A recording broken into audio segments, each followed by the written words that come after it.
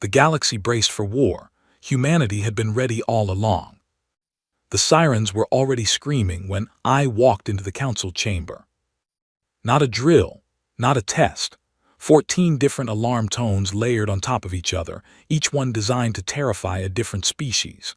The Velthari alarm was a low, resonant hum that vibrated through the chest. The Dorech alarm was a sharp, repeating crack, like ice breaking underfoot. The human alarm was a rising wail, familiar and cold, the kind of sound that reached into some ancient part of the brain and said, "Run." I didn't run. I pulled out my thermos of bad synthetic coffee, found an empty seat near the back of the chamber, and waited. The council chamber on Station Verath 9 held 400 delegates when full. Right now it held 312, and every single one of them was panicking. I could tell by the noise. Velthari delegates pressed their 4 upper limbs together, a sign of collective fear. Dorech generals were already on their feet, shouting numbers at each other, coordinates and fleet sizes and estimated arrival times. The smaller species, the ones who rarely spoke in sessions, pressed close to the walls with wide, glassy eyes. Nobody looked at me. They almost never did in moments like this. My name is Owen Calloway. I have been Earth's senior diplomatic representative on Station Verath 9 for 11 years. Before that, I spent 8 years on Earth's orbital observation post, watching, listening, and writing reports that most people back home filed away and forgot. I am 46 years old.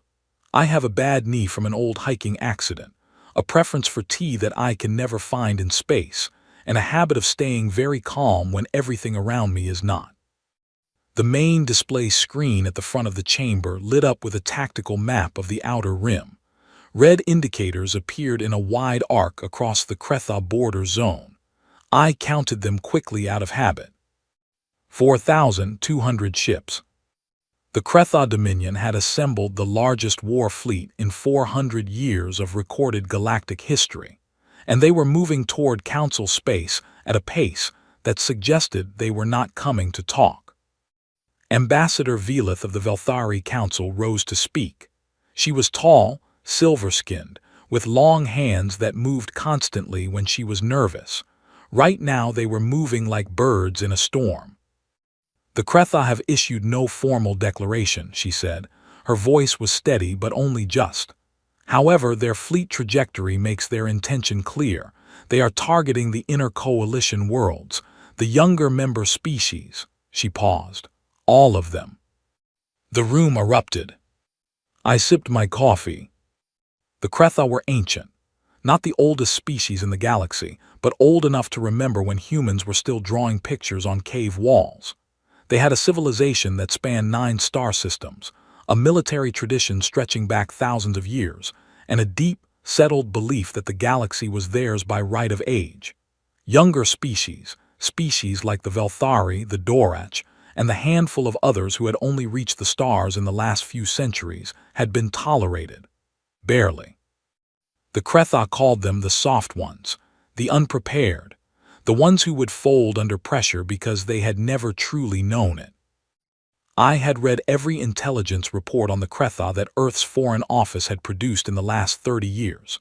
I had also read the ones they didn't officially produce, the ones that came through other channels, written by people who spent their careers listening and watching from very quiet places. Every report said the same thing in different words. The Kretha were not irrational. They were patient. They had been waiting for a reason, and someone somewhere had finally given them one. What that reason was, I didn't know yet. It didn't matter much to me in this moment. What mattered was that, in about 11 minutes, someone was going to remember that Earth was in the room.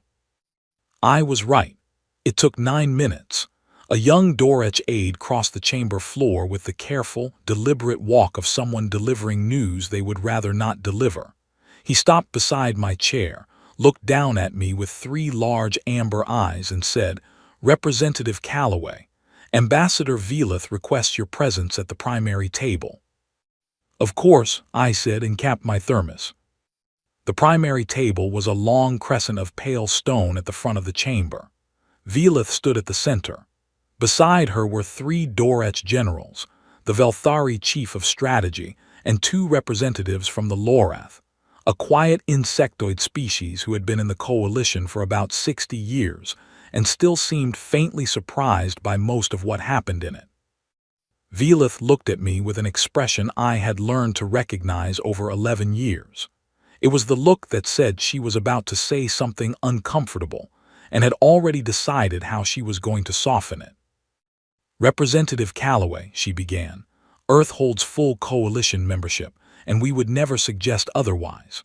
However, given the current threat profile, the Council is organizing its military assets for a coordinated response. We wanted to speak with you directly before the formal session because," she paused, chose her words, "because we understand that Earth's current defense posture is, by your own prior reporting, limited in scope." She was being kind.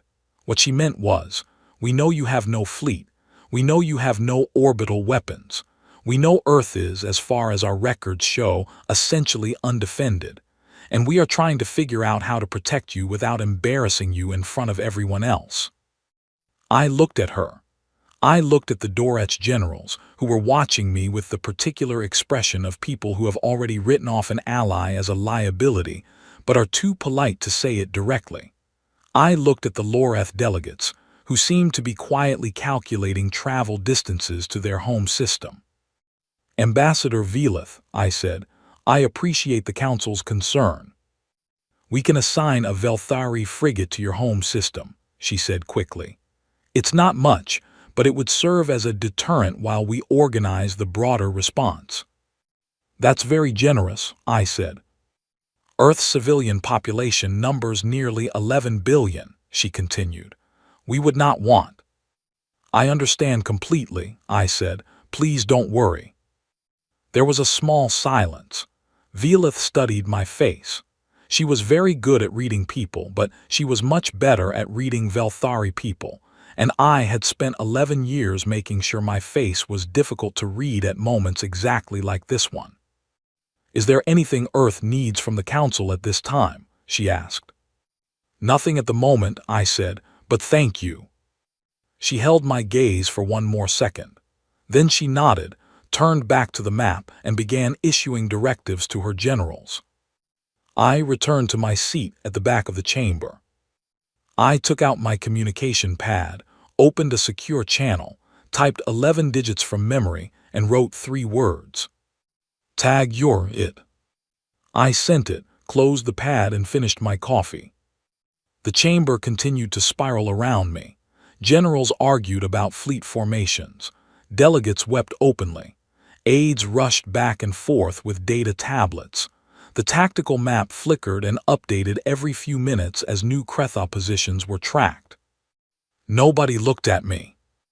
I thought about the question Ambassador Velith had not asked, the one she had been too careful to put into words. She had looked at me and seen a representative from a small, young, quietly unremarkable species.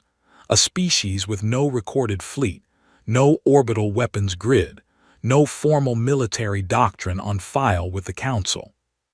She had not asked, "What are you not telling us?" That was fine. She would find out in 11 days. I leaned back in my chair, crossed my ankles, and watched the galaxy panic. I had waited 11 years for this. I could wait a little longer. The first formal War Council session began at 600 station time the following morning. I was there early. I always arrived early to everything. It was a habit drilled into me by my mother, a woman who believed that arriving on time was the same as arriving late, and that arriving early was the only way to see the room before the room saw you. She had been a civil engineer who specialized in infrastructure resilience. She liked to say that the most important things were always invisible until they weren't, and that the job of any serious person was to make sure those things were in place long before anyone needed them.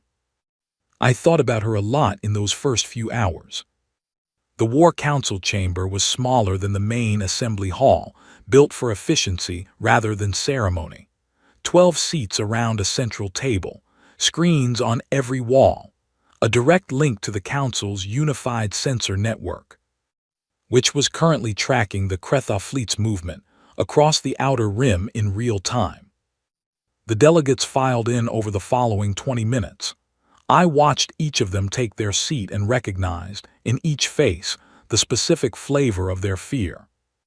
General Harak of the Dorech was large-scaled and built like a thing designed specifically to survive environments that would destroy everything else.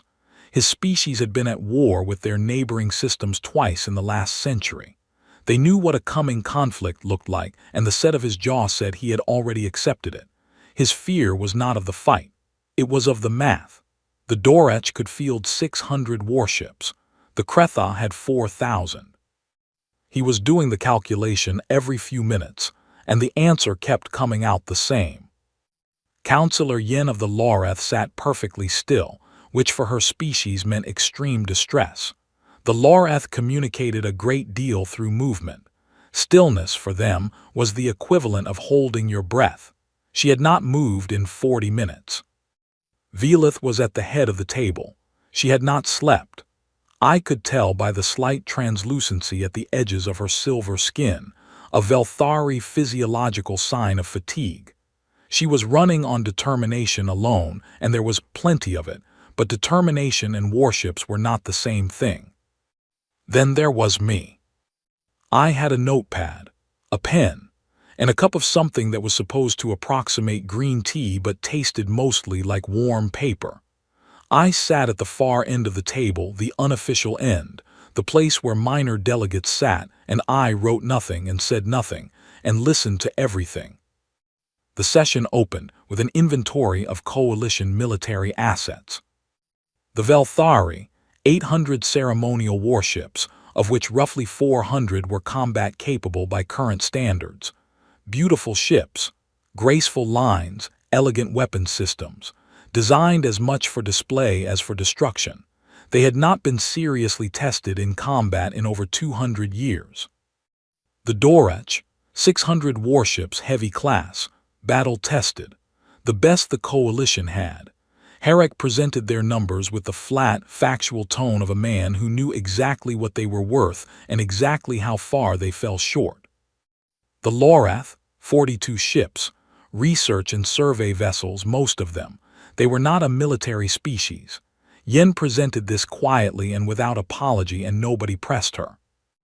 A dozen smaller species contributed what they had, which added another 130 vessels of varying capability to the total count. The combined coalition force, roughly 1,100 ships, against 4,200. The room went quiet after the numbers were read out. General Harak was the one who broke the silence. "Representative Calloway," he said, not unkindly, "Earth's entry in the asset registry shows no formal fleet. Can you confirm this?" 11 faces turned toward me. "That's what the registry shows," I said. Harak nodded slowly. "And there's no reserve capacity, defensive platforms, anything that might contribute to the collective defense effort." "Earth has some things in reserve," I said. Another pause.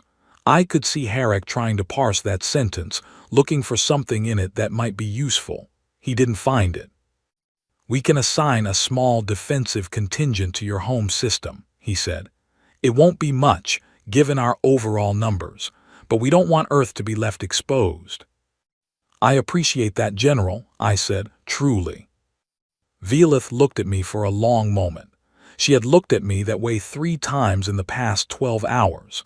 Each time, she seemed to be trying to find the thread of something she couldn't quite reach. I respected her too much to make it easy. "Then we proceed with what we have," she said finally, and turned back to the tactical map. What they had was not enough, and everyone at the table knew it. The math was not complicated. You did not need a military education to understand that 1,100 ships could not hold a line against 4,000.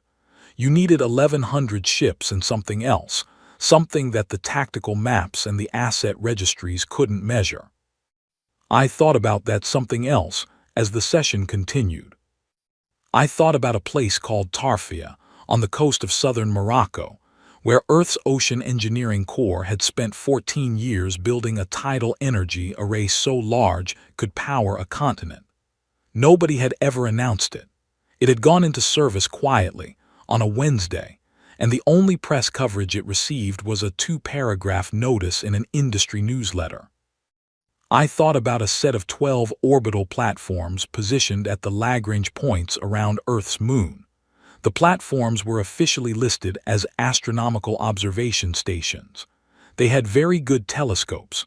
They also had other things that were not listed in any document accessible to anyone outside a certain clearance level. I thought about a shipyard built inside an asteroid in the belt between Mars and Jupiter. A shipyard that had been producing vessels for 22 years without a single public procurement announcement, because the procurement had been handled through a budget line labeled Deep Space Infrastructure Maintenance. I thought about all of this, and I thought about my mother, who believed in making sure the important things were in place long before anyone needed them. The Krethow fleet was 9 days out. I excused myself from the session at midday, citing a communication obligation. Nobody objected. The session was deep into logistics planning, and my presence at the table contributed nothing visible to the discussion.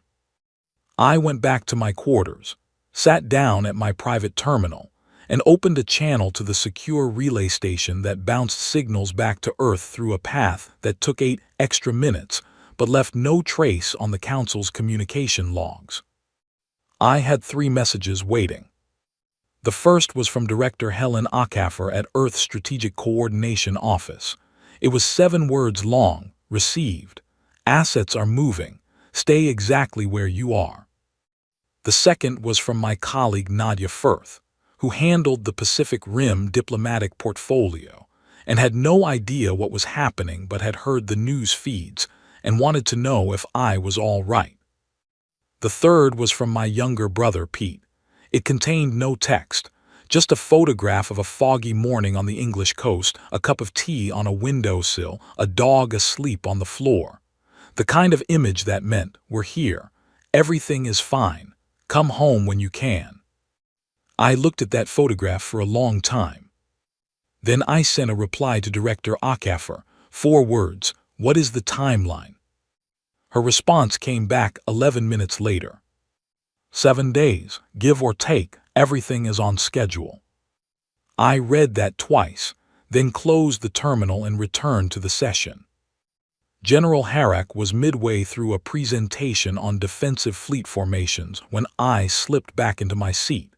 Velith glanced at me. I gave her a small nod that communicated nothing except that I was present and accounted for. The most viable strategy, Harrack was saying, is a layered defensive perimeter at the junction of sectors 4 and 7. It buys time. It does not win anything. But time is what we need to organize a diplomatic channel if one is still possible. The Krethow have not responded to any communication in 48 hours, Velith said. Then time is what we use to prepare the evacuation routes, Harrack said. His voice did not change when he said it. It was the voice of a man who had learned to say hard things without letting the hardness show. The room absorbed this. Evacuation routes. The word sat on the table like something heavy and unwelcome. Yen finally moved. Just slightly, a small shift of her 4 lower limbs. For a Loreth, it was the equivalent of a long, slow exhale. Representative Calloway, she said, and her voice was very quiet. When you say Earth has things in reserve, what do you mean exactly? I looked at her. I had always liked Yen. She was careful and precise and asked questions that other people were too polite or too proud to ask. I mean, I said, that Earth has been preparing for a long time, longer than most people know. She held my gaze. Preparing for what? For exactly this, I said. The room was very still. Velith set down her stylus. Harrack stopped moving his fingers across the tactical display. Even the aides near the door seemed to pause. Representative Calloway, Velith said slowly, is there something you would like to share with this council? I looked at the tactical map. The red indicators of the Krethoff fleet glowed steadily, patient and inevitable, moving through the dark between stars. "Not yet," I said, "but soon." Nobody spoke for a moment. Then Herrick picked up his stylus, and the session continued. But something had shifted. I could feel it. Not panic, not relief, something more careful than either. The specific electric tension of people who have just understood that there is a piece of information they do not yet have, and that piece might change everything. I let them sit with it. 6 days, 23 hours, and some number of minutes to go. I ordered another cup of the terrible tea and waited. On the morning of the 7th day, the Krethoff fleet dropped out of faster-than-light travel at the edge of Council space. The Council's sensor network registered the event at 4:12 station time. By 4:15, every alarm on Verath 9 was active. By 4:18, I was already in the War Council chamber, third seat from the left, watching the tactical display update in real time. The Krethoff formation was enormous. Even on the abstracted scale of the sensor map, it filled a significant portion of the display. 4,217 ships, arranged in a tight, practiced pattern that suggested they had rehearsed this approach more than once. They came in hard and fast and certain, the way a thing moves when it has no reason to expect resistance. Velith was already at the head of the table. Her expression was composed in the way that expressions are composed when there is nothing left to do but be composed. Herrick stood at the tactical display, his large hands clasped behind his back, his eyes moving across the formation with the steady, calculating attention of someone building a plan from whatever material was left. The other delegates filed in over the next 4 minutes. Nobody spoke above a murmur. The room had the feeling of a held breath. "They are moving toward the junction perimeter," Herrick said. "Our defensive formation is in position. Estimated contact in 4 hours, 18 minutes. 4 hours. I looked at the display. I looked at the 1,100 coalition ships arranged in their careful defensive line, and I thought about what was behind them.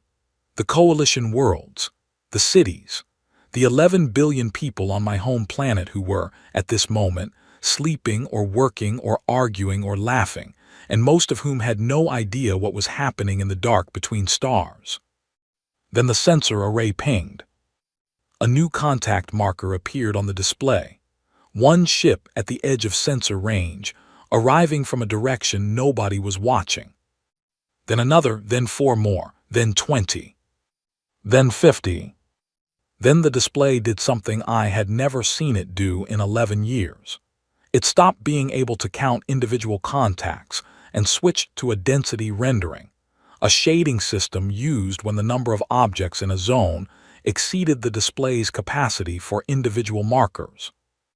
The sector behind the coalition's defensive line turned a deep, solid blue. Nobody in the chamber spoke. Herrick turned from the display and looked at me. He did not look alarmed.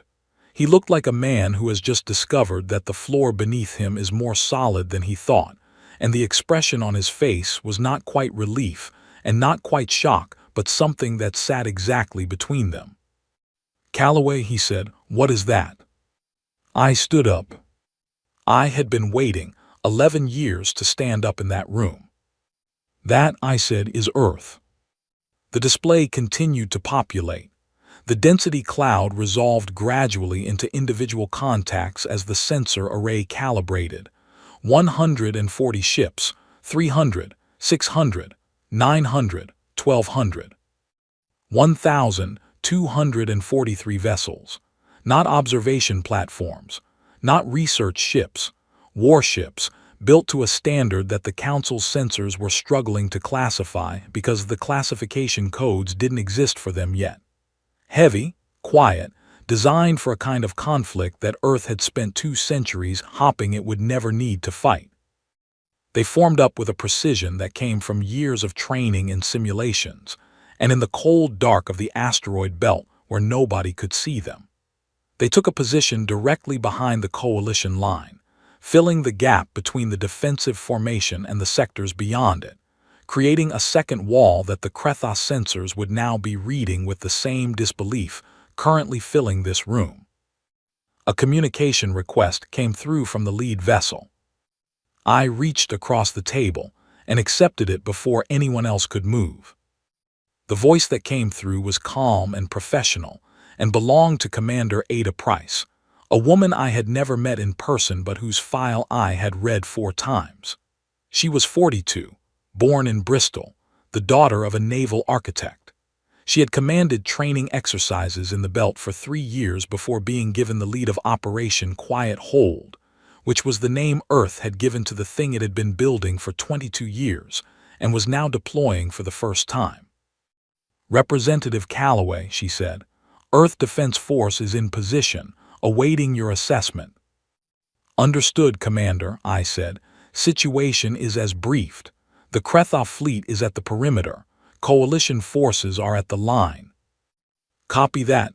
We're broadcasting on the Krethos standard frequency. The message is going out now." The message. I had been consulted on the wording 6 months ago during one of my encrypted sessions with Director Okafor. We had rewritten it 11 times. It had to be precise. It had to be clear. It had to say exactly one thing and nothing else. On the main display, the Krethos formation had slowed. Their advance, which had been steady and certain since they dropped out of faster than light, had stopped. The pattern of their ships was shifting, slight adjustments across the formation, the kind of movement that happens when a fleet receives unexpected information and command starts working through what it means. Velith was standing very still. Harrick had his hands flat on the table. Yin had gone completely motionless in the way that meant, for her species, that something profound was happening. I turned to them. "The message we're broadcasting," I said, "is in Krethos. It reads, 'We have been waiting 200 years for this conversation. We suggest you talk first.'" No response from the table. Just watching faces, wide eyes, the particular silence of people processing something that doesn't fit into any category they have prepared. 200 years, Velith said at last. It was not a question exactly. It was the sound of a number being tried against a set of assumptions and finding all of them wrong. "Yes," I said. "You knew," Harrick said. "You knew what was coming." "We knew something like this would come," I said. "We didn't know when. We didn't know exactly what shape it would take, but we knew." "How?" Yin asked. She had not moved. "How could you know?" I thought for a moment about how to answer that. "Earth has a long memory," I said. "We write things down. We build things to last. And we learned a long time ago that the worst thing that can happen to any civilization is to be completely unprepared when something terrible arrives." I paused. "So we made a decision 200 years ago to never be that unprepared again. And we kept that decision quietly, even when nobody was watching, even when it cost us, even when it would have been much easier to stop." The sensor display updated. The Krethos formation had fully stopped. The density pattern of their ships showed them holding at the perimeter, not advancing, not retreating, waiting. "They're receiving our broadcast," Commander Price's voice came through again. "No response yet, but they've reduced drive output by 60%. They're not pushing forward." I exhaled, very slowly, in a way that nobody in the room could see. "Keep broadcasting," I said. "Give them time to decide." The Krethos response came 47 minutes later. It was 3 words in their own language, which the Council's translation system rendered as, "We will speak." The room, when the translation appeared on the main display, made a sound I had never heard in 11 years of Council sessions. Not celebration, not relief, something quieter than both. The sound of people who have been holding something very heavy for a very long time, and are just now, very carefully, beginning to set it down. Harrick sat down heavily in his chair and put both large hands over his face. Velith stood with her back very straight and looked at the ceiling for a long moment. Yin finally moved, a long, slow sweep of her lower limbs that, in Loreth physical language, meant something close to gratitude. I sat down too. Commander Price kept the Earth Defense Force in formation throughout the following hours. 1,243 ships, steady and patient, a second wall at the back of the coalition line. Their presence was the reason the Kretha were talking instead of advancing. Everyone in the room understood this, and nobody said it aloud. Because saying it aloud would have required addressing a much larger set of questions, and those questions could wait. Velith called a brief recess. She used it to stand at the far side of the chamber with her communications officer, coordinating the initial diplomatic channel to the Kretha fleet. Harek spent the recess reviewing the tactical display with 3 of his generals. He did not look at me during this time, but twice I noticed him glance at the density cloud of Earth's fleet on the sensor map, and both times his expression was one I recognized. It was the expression of a military mind recalibrating, rebuilding its model of a situation from the foundation up. I had seen that expression before on my father's face, when he discovered that the quiet man in the apartment downstairs had been the one maintaining the building's backup power system for 20 years, checking it every month, replacing components on his own time and money, without ever mentioning it to anyone. The building had lost main power twice during bad storms. Both times, the backup had held perfectly. Both times the quiet man downstairs had simply nodded and said it was fine, and gone back inside. My father had said, I thought he was nobody. I was wrong about what nobody means. I thought about that a lot during the recess. When the session resumed, Velith opened the floor to a conversation that had been waiting since the moment the Earth fleet appeared on the sensor map. Representative Calloway, she said. Her voice was very careful. The Council would appreciate a fuller account of what Earth has built, and when, and how it was kept from our joint intelligence records. I had prepared for this question. I had been preparing for it for years. The Velthari have a saying, I began. General Harek looked up. He knew what I was doing. The Velthari saying in question was one of their oldest proverbs, and it translated roughly as, the deepest roots are the ones you cannot see. I'm aware of it, Velith said. Earth made a decision after our first century of space travel, I said.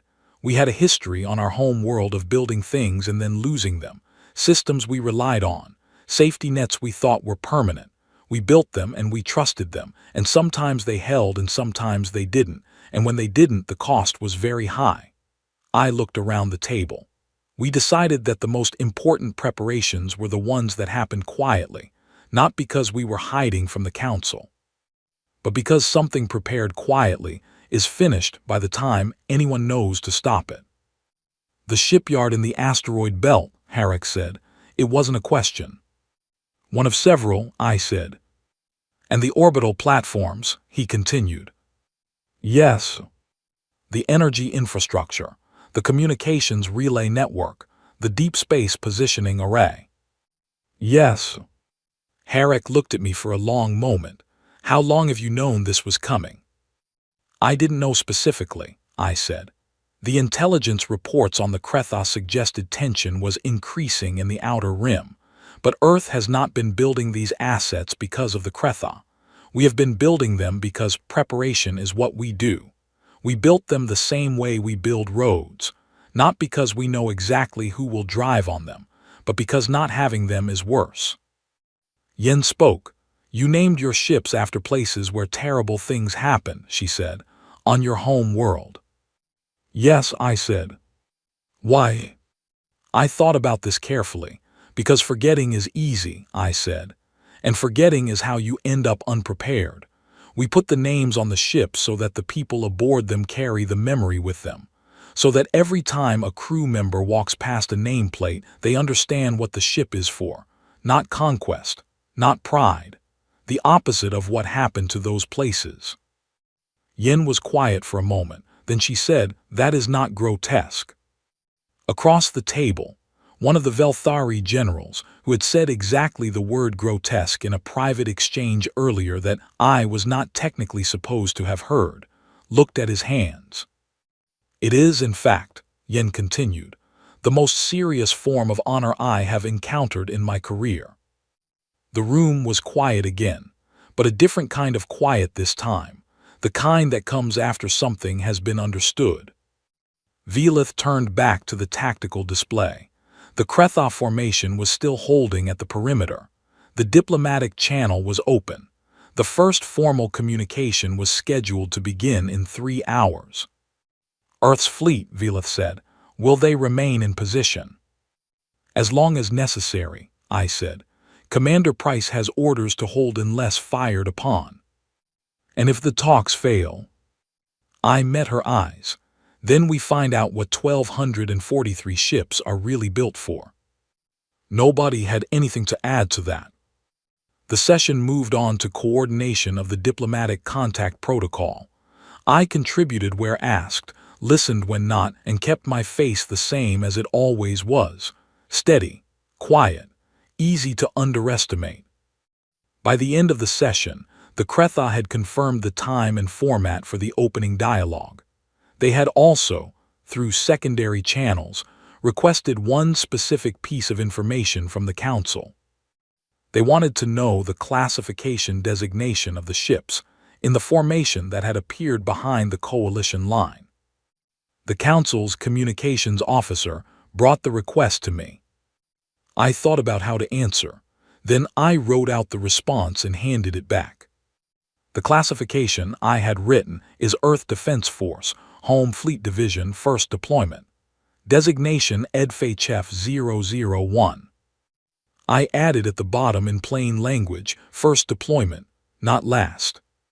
The communications officer read this, looked at me and said nothing. She sent it as written. I gathered my notepad and my pen and my empty cup of terrible tea, and I walked out of the chamber into the corridor of Station Verath 9. And I stood there for a moment in the quiet hum of a space station going about its business, and I looked out through the observation port at the stars.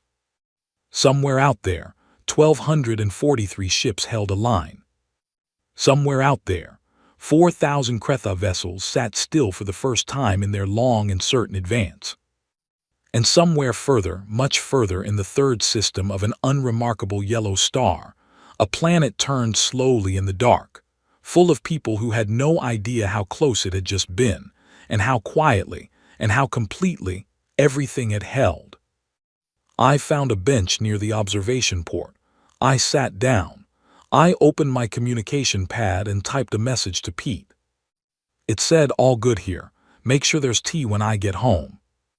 Then I sat back and watched the stars and thought about my mother, and roads and routes, and all the invisible things that hold a world together when nothing else will. The formal talks began 3 hours later. I was not in the room for the first session. The Council had requested that the opening dialogue be handled by Velith and a Kretha delegation directly, without the presence of the Earth representative, because the Kretha had made one condition before agreeing to speak. They wanted to understand what they had run into before they were willing to sit across from it. I thought that was reasonable. If I had spent 400 years believing a certain set of things about how the galaxy worked, and then discovered in a single morning that those things were significantly wrong, I would want a moment too. So I waited in the corridor. Commander Ada Price sent me an update at 9:30. The Earth fleet was holding formation. No signals of aggression from the Kretha. Their drive output had dropped further. 12 of their ships had peeled away from the main formation and repositioned themselves near the perimeter, not advancing, but not aligned with the attack grouping either. Price interpreted this as the beginning of a stand-down sequence. She had seen similar patterns in the simulations. I trusted her read. At 1100, Velith sent a brief message. Talks proceeding.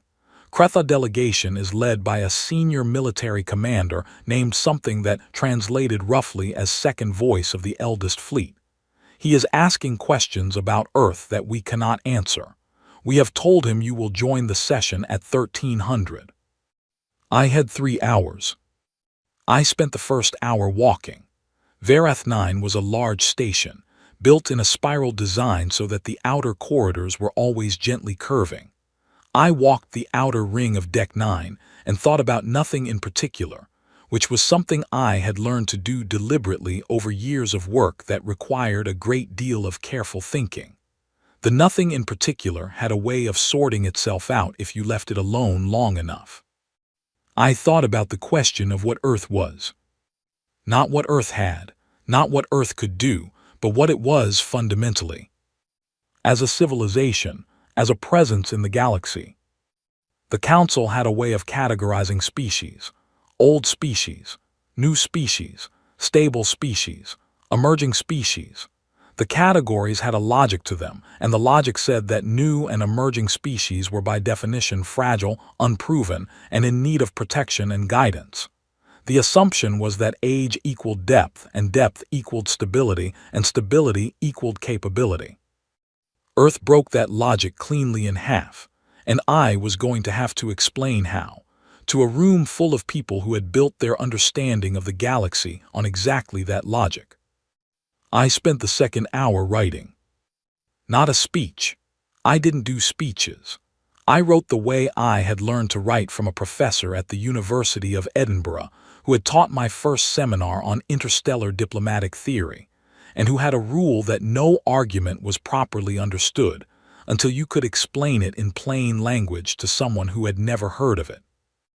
I wrote about the concept of institutional memory, about how Earth had learned through its own history that the most dangerous thing a civilization could do was allow its preparations to decay between crises, that the gap between one hard moment and the next was not a time to relax, it was a time to build, to repair, to make sure that when the next hard moment arrived, which it always did, the answer was already in place. I wrote about the names on the ships, about what it meant to carry a wound as a reminder rather than a burden, about the difference between a species that had been through difficulty and emerged bitter, and a species that had been through difficulty and emerged careful. I wrote about my mother. And then I stopped writing, because I realized I was not going to read any of this aloud. I was going to walk into that room and answer questions as they came, the same way I had always done everything, one careful step at a time. At 1300 I entered the Council's main diplomatic suite. The room was smaller than the War Council chamber, round, with low light, designed for conversations rather than presentations. Velith sat on one side of the central table. Beside her were Harek and Yen, whom I had not expected to see but was glad to find there. Across the table sat 3 Kretha. I had studied images of the Kretha. I had read physical and cultural descriptions. I had even, once, watched a 7-minute video recording of a Kretha delegation arriving at an Outer Rim station, taken from a security feed. None of it had fully prepared me for being in the same room as one. They were large, not in the way of the Dorach, who were built for mass and force. The Kretha were large in the way of something very old, something that had grown gradually into the space it occupied. 4 limbs, long and articulated, with a quality of precision in their movement that suggested they were capable of very fine control. Their coloration was deep gray-green, with patterns across the upper body that shifted slowly in a way that I understood from the briefing documents was a constant low-level emotional expression. The patterns changed the way a sky changes, gradually and continuously.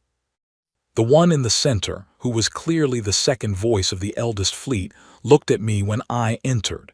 His pattern shifted. I could not read what it meant. I had not been trained in Kretha emotional color reading, but it was not the pattern of aggression. The briefing documents were clear on what that looked like. I sat down. Representative Calloway, Velith said. This is the second voice of the eldest fleet. He leads the Kretha diplomatic delegation. I looked at the Kretha commander. He looked at me. We have spoken with the Council, he said. The The translation came through a small device on the table, a steady neutral voice. They have told us what your ships are. They have not told us what you are. What would you like to know? I said. Your species is young, he said. By all records available to us, you reached the outer atmosphere of your home world less than 200 years ago. You reached deep space 30 years after that. You have been a council member for 60 years. He paused. And yet, I agreed. The fleet we encountered was not the fleet of a young species, he said. It depends on what you mean by young, I said. Earth is 4.5 billion years old. Our civilization has been continuous in some form for roughly 10,000 years. Our recorded history of conflicts, of collapse, of rebuilding, stretches back much further than our presence in space. I paused. We are young in the galaxy. We are not young in the things that matter for today. The pattern across his upper body shifted. You prepared without telling anyone, he said. Yes. Why? I had thought about this question more than any other. I had thought about it walking the outer ring of Deck 9, and I had thought about it writing notes I would not use, and I had thought about it at 4:12 this morning when the alarms went off, and I had been the only person in the chamber who did not feel afraid. Because we were not preparing against you, I said. We were not preparing against anyone specific. We were preparing against the possibility of exactly this moment arriving before we were ready for it. And the only way to make sure we were ready was to prepare continuously, without stopping, without letting the work decay between one hard year and the next. I looked at him directly. If we had told the council, the preparation would have become political. It would have been discussed, debated, slowed down, and eventually modified into something that served multiple interests. It would have been less than it needed to be. I paused. We did not deceive the council. We simply did not wait for permission. The second voice of the eldest fleet was quiet for a moment.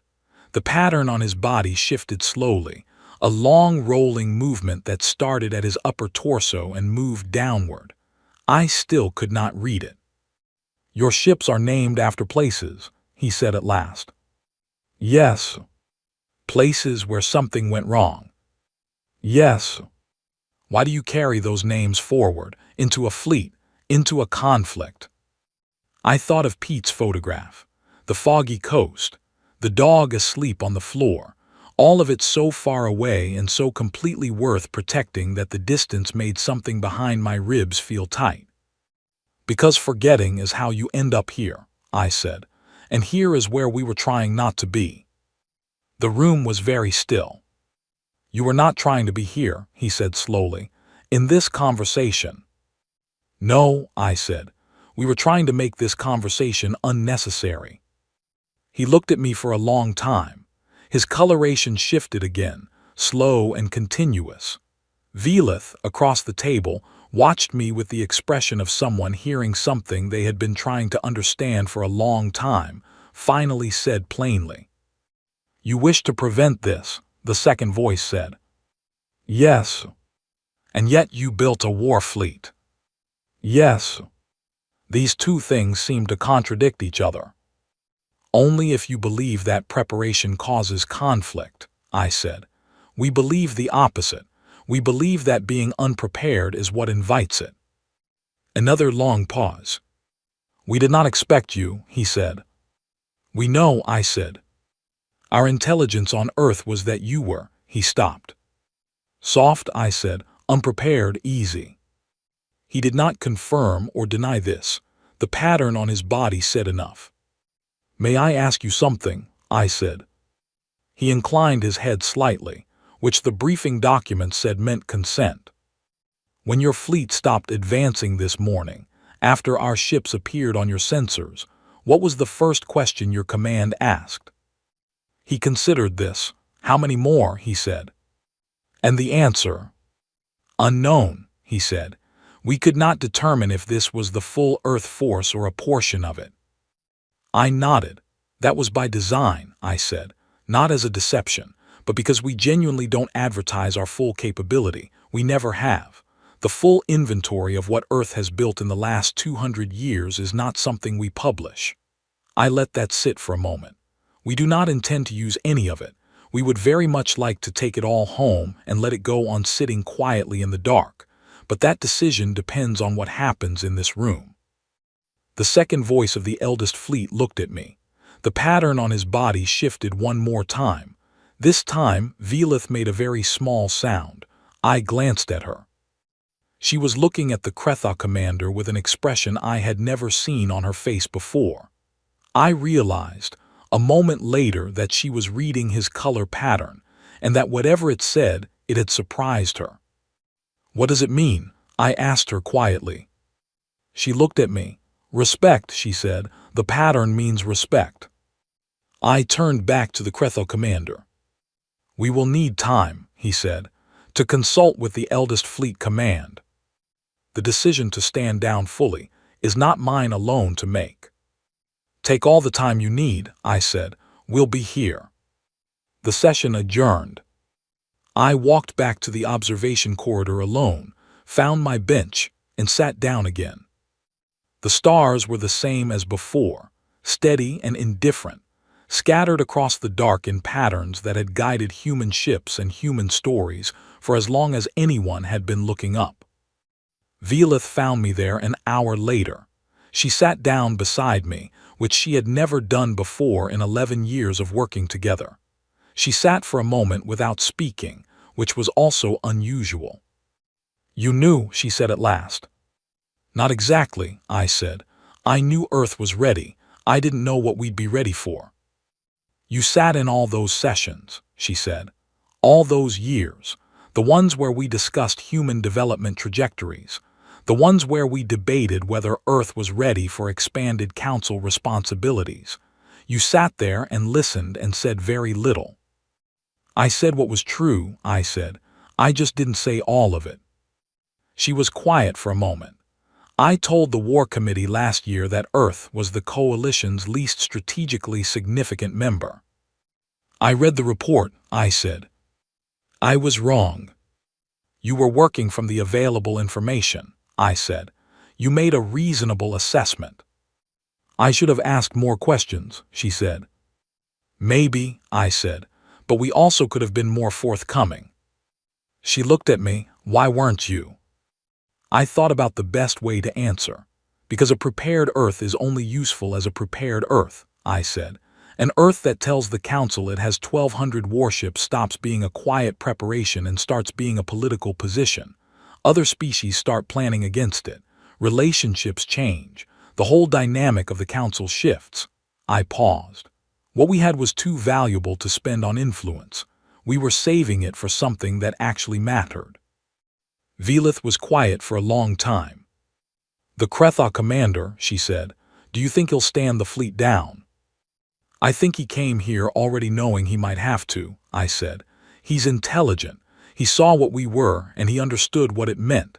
He's not going to throw 4,000 ships at a problem that just got substantially more complicated." I paused. He also said something that I keep thinking about. "What?" He said his fleet's first question when Earth appeared was, "How many more?" They couldn't answer it. And a question you can't answer is the most powerful thing in a negotiation. Velith thought about this. "Because uncertainty is more stopping than certainty." "Yes," I said. "Certainty is calculable. You can plan against a known number. But a number you don't know, a capability you haven't measured, that lives in the imagination. And the imagination always makes it larger." She nodded slowly. "Your mother taught you that." I looked at her surprised. "You mentioned her," Velith said. "In the session, when you were explaining the preparation philosophy, you almost said her name and then stopped." I had not realized I had done that. "She was an engineer," I said. "She built things. She believed in invisible foundations." "She sounds remarkable." "She was," I said. "She would have loved today." Velith looked back at the stars. "I owe you an apology," she said, "and the Council owes Earth a significant review of our classification system." "The classification system can wait," I said. Let's get through the next few days first." She almost smiled.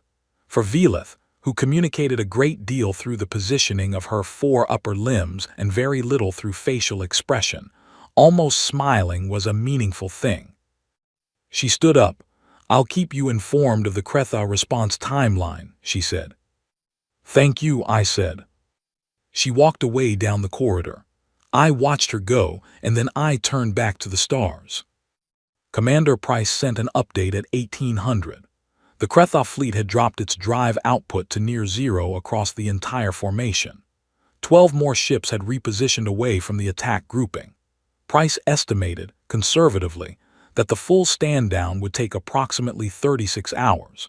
She was recommending that Earth's fleet hold position and maintain communication silence on all Kretha-facing channels to give them space to complete their internal process.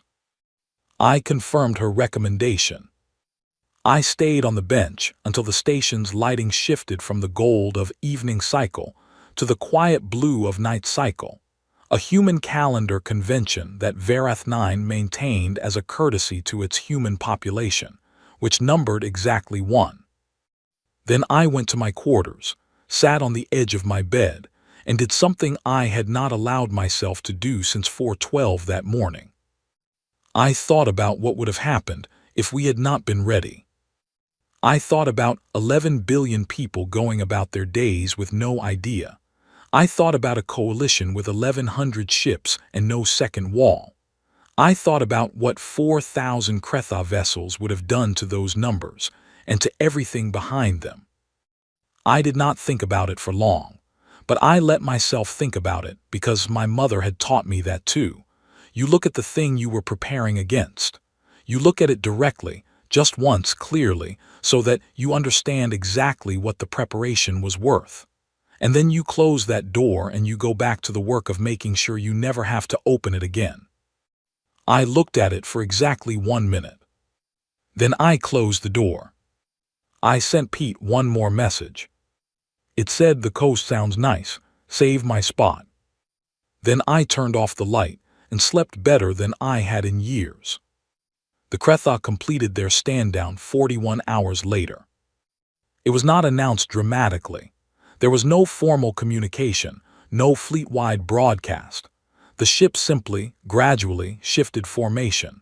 Drive signatures changed. The tight, purposeful arrangement that spoke of imminent action spread and softened into something more like an anchored fleet, ships maintaining position without pressure behind them. Commander Price was the first to confirm it. "Full stand down," she said, over the encrypted channel. "Their posture has shifted to neutral holding. No indicators of renewed advance. I'm recommending we begin our own gradual reduction in parallel. Let them see us standing down at the same pace." "Do it," I said. The mirror stand down took 18 hours. It was deliberate and visible because Price had decided, and I agreed, that the Kretha needed to see the Earth fleet choosing to de-escalate, not being forced into it. The choice mattered. A weapon that stands down on its own terms is more credible than one that is disarmed. The formal peace talks began 5 days after that. I was in the room for all of them, not at the head of the table. Velith led. Herrick contributed military assessment. I sat at the side and answered when asked and did not perform certainty I did not have, because the talks were genuinely difficult. The Kretha did not simply want to stop the advance. They wanted to address what had driven them to it, which turned out to be a complex set of territorial disputes and resource access agreements that the Council had been managing badly for decades. I had not known all of that before the talks. Nobody had. The Kretha had not communicated it because, until there was a reason to talk, they had not believed talking would work. And the reason to talk had turned out to be an Earth fleet appearing out of the dark and asking, very politely, for a conversation. The talks lasted 3 weeks. I will not detail every session. Enough to say that they were difficult and exhausting and occasionally close to breaking down entirely, and that they held because everyone in that room had looked at the alternative and understood exactly what it was. A framework agreement was signed on the 42nd day after the Earth fleet's arrival. It was not a perfect agreement. No agreement is. But it was solid enough to build on, and it addressed the core disputes in a way that both sides could accept, and it included a council oversight mechanism that gave the smaller species a formal voice in the outer rim discussions that they had previously been excluded from. Velith considered it a success. Harek considered it a workable outcome. The second voice of the eldest fleet signed it without comment and returned to his fleet to begin the journey home. As his ship crossed the sensor perimeter and disappeared into faster-than-light, I was standing at the observation window on Vareth 9's outer ring. I watched the contact marker blink out, and I thought about what he had asked me on that first day in the diplomatic suite. "What are you?" I had given him a functional answer, a political answer, an answer about preparation and memory and institutional habit. But standing there, watching the last Kretha marker disappear, I thought about the fuller answer, the one that did not fit neatly into a diplomatic session. Earth was a species that had learned things the hard way over and over again for 10,000 years, that had built systems and watched them fail and built better ones, that had fought itself and hurt itself and then somehow kept going, that had carried its worst moments forward not as shame but as instruction, that had looked at the galaxy and said, "We do not know what is out there, but we know what can go wrong, and we will be ready for it." That was the answer. We were a species shaped by everything we had survived. And everything we had survived had made us very good at surviving. I had a formal debrief scheduled with Director Akafer the following week, once I had made it back to Earth. There would be council reviews, resource assessments, restructuring of the diplomatic framework, because the Earth presence in council space was going to be very different now. Nobody would sit me at the end of the table anymore. I didn't particularly care about that. I had always been most useful at the end of the table. I booked my transport home 3 days after the agreement was signed. A standard commercial vessel, because I did not need anything faster and I had never been the kind of person who needed anything faster. The journey took 9 days. On the 8th day, with 1 day left before arrival, I stood at the transport's observation port and watched Earth appear as a bright point against the dark, growing slowly as we approached. It took a long time. Space is patient with these things. When the shape of the planet became visible, when I could see the blue of the oceans and the white of the cloud systems and the brown and green of the continents, I thought about all the people down there who had no idea how close anything had come. Most of them would never know. The council would release a statement.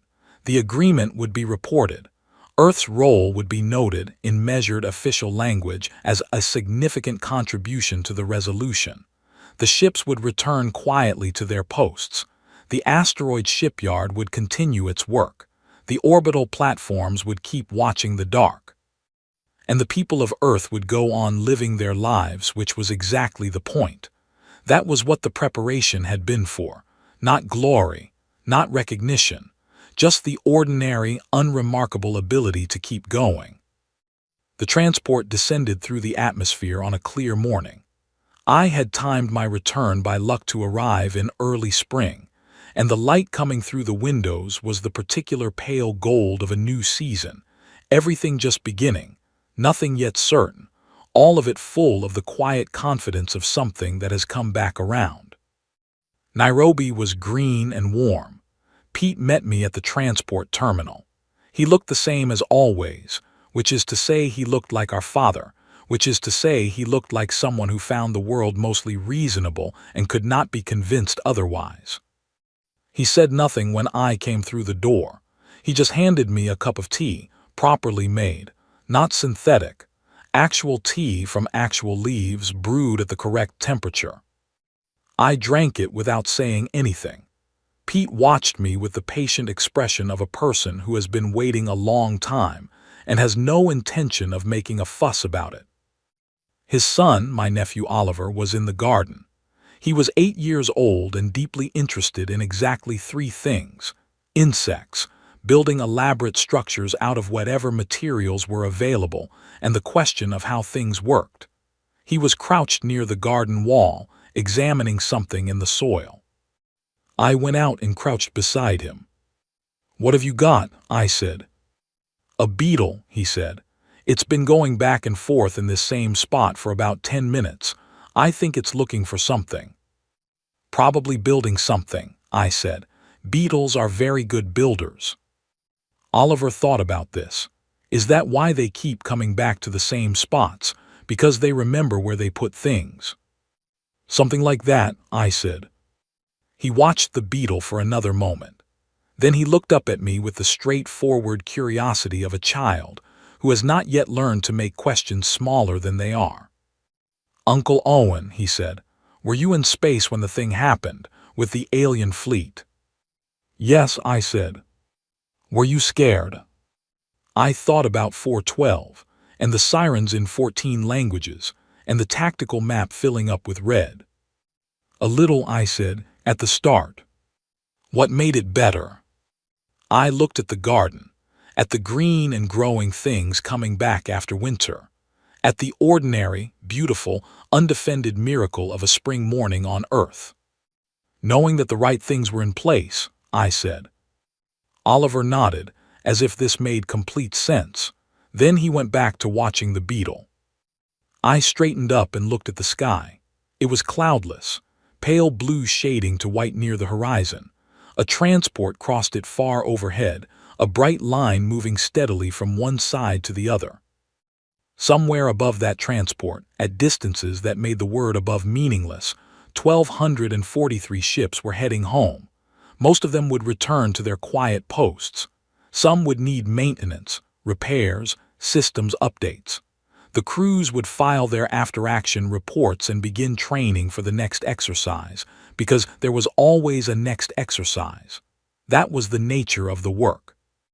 The work that most people would never know was happening. The work that was the whole reason this morning was possible. I thought about my mother, about roads and routes and invisible things. I thought about a beetle making its way back and forth in a garden, building something that nobody else could see yet, in a spot it had chosen for reasons that made complete sense to it. I finished my tea. Pete appeared at the garden door. "Lunch," he said. "Yes," I said. I followed him inside, and the door closed behind me, and the garden went on in the sunshine, and the sky was blue, and the earth turned slowly in the dark with everything it needed already in place. It had always been in place. That was the whole point.